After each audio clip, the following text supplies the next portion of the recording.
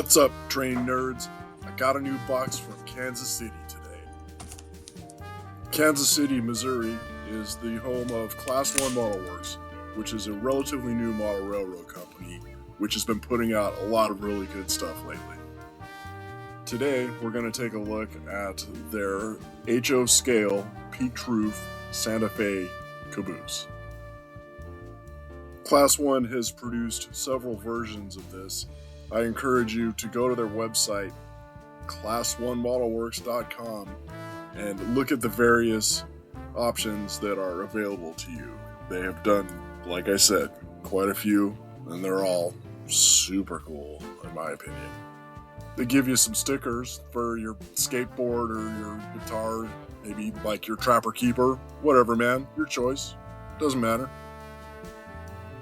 I dig their packaging with a little lift-up flap with a window. You can check out what you got there at the hobby shop. Here's the ordering information on the end of the box if you feel like getting this exact one.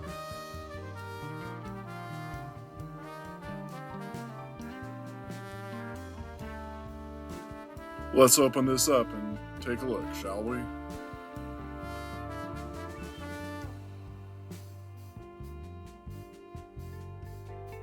I like the drawing on the inside of the lift-up flap. These models are available at the Class 1 website for around $150 US. So I appreciate how well they've packaged this because that's kind of a lot of money. Looking at the top and the side, you can see that there's quite a lot of detail. There's a smoke jack with guy wires, separately applied grabs on the cupola and the side of the car, an antenna and antenna plate,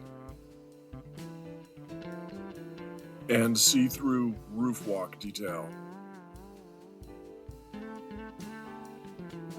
On the sides, you can see the Caboose trucks, very nice paint. You can see an ACI plaque, which was an early form of barcoding to help the railroads track their equipment. Scale couplers and separately applied brake hoses. And excellent window glazing detail. From the bottom, you can really see the see-through step detail. There's very good brake rigging detail as well.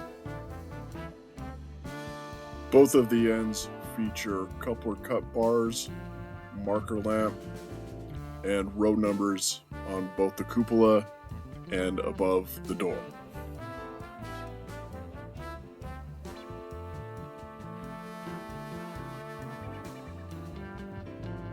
This model comes equipped with some external lighting features, which I think are pretty neat. On both ends of the Caboose, there are platform lights as well as single red marker lamps. They're controlled by this handy gizmo, which is included with the Caboose. It's got a magnet here at the end, so it controls a magnetic switch inside the body of the Caboose. Here it is in action. Towards the middle, you control the platform lights. Both platform lights are either on or off. And towards the ends, you control each marker lamp individually.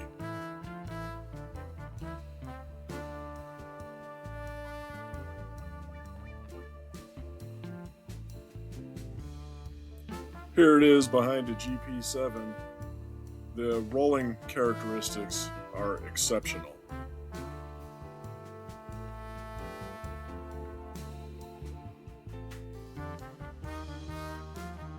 Cabooses are pretty much gone from modern railroads. They disappeared probably around the late 80s, early 90s was the last we saw of any of them.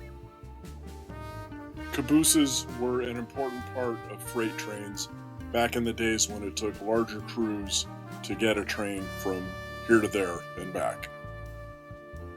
Typically, the conductor of the train and a brakeman would ride in the Caboose. The crew was able to monitor the condition of the train from inside the caboose via the cupola. There was frequently a brake pressure gauge inside the caboose. Cabooses often had a valve inside where the crew members could operate the brakes if necessary. This model represents a caboose that is equipped with a radio, which was used to communicate with the crew inside the locomotive. So if Santa Fe in the caboose era is your bag, in my opinion, you should look into getting this. I know it's pricey, but it's worth every penny. It looks good, rolls well, lighting effects are cool. I'm real happy I got one.